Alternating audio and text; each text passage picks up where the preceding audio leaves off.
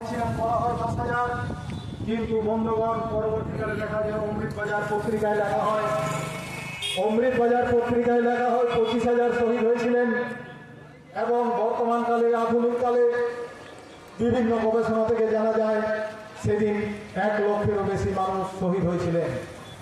অকথ্য অত্যাচারের মাধ্যমে সেদিন এই সাঁওতাল হুলের মানুষদের হত্যা করা হয়েছিল, তাদের উপর অন্যায় অত্যাচার অবিচার করে তাদের খুন করা হয়েছিল। বন্ধুগণ, ঠিক সেই রকম আরও দুটো গণহত্যা আমরা দেখতে পাই। সেটা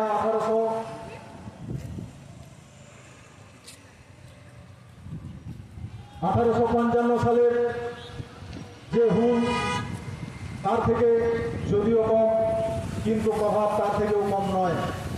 আমাদের স্বাধীন ভারতে যখন 1946 সালে ওড়িশার কুনুরিয়াতে সেদিন 3,000-এর বেশি মানুষ পুনরাম সরেনের নেতৃত্বে জড়ো হয়েছিলেন, সেখানে গুলি চালিয়ে হত্যা করা হয়েছে।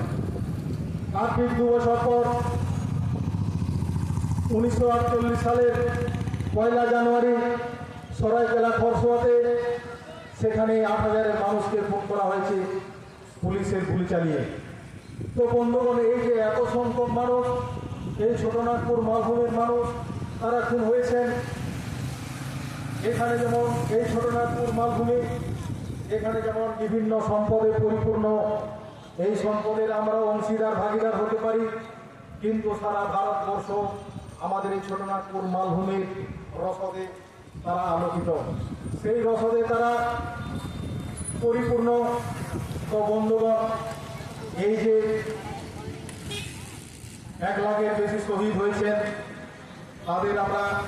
তাদের যে আত্মবলিদান সেটাকে আমরা স্মরণ করি এবং তাদের আত্মার শান্তি এবং তাদের চিন্তাধারা যাতে আমাদের এই ছোটনাগপুর মালভূমিতে তাই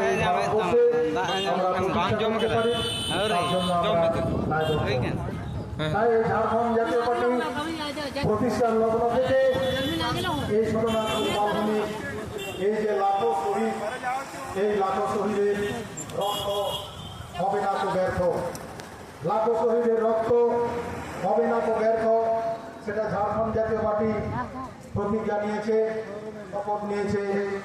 তো বন্ধুগণ, আজকে আপনারা দেখছেন যাতে মানুষ কোনো প্রতিবাদ করতে না পারে, সরকারের বিভিন্ন রকম এমন প্রকল্প তৈরি করা হচ্ছে যাতে তারা সেই প্রকল্পের আওতায় সবাই পড়ে যায় এবং তারা অন্য কোনো চিন্তা ভাবনা না করতে পারে।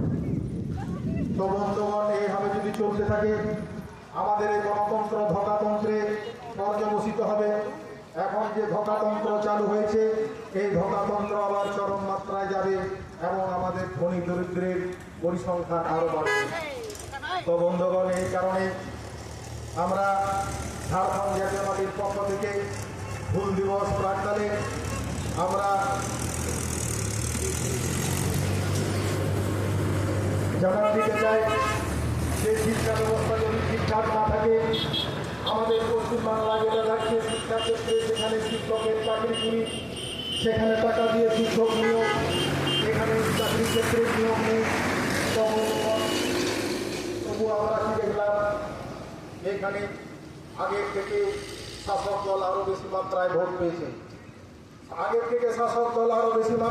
পেয়েছে, অর্থাৎ শাসকের বিরুদ্ধে যে এত অভিযোগ, শাসক দলের অনেক মন্ত্রী, শাসক দলের অনেক নেতা, শাসক দলের অনেক এমএলএ এখনো জেলের মধ্যে আছেন, শাসক দলের অনেক নেতা, শাসক দলের অনেক মন্ত্রী, শাসক দলের অনেক বিধায়ক এখনো জেলে আছেন। বন্ধুগণ, তবুও আমরা যারা জনগণ, আমরা যারা ভোট দিই, আমরা যারা সরকার গঠন করি, আমাদের সেই চিন্তা চেতনা নেই। আর আমাদের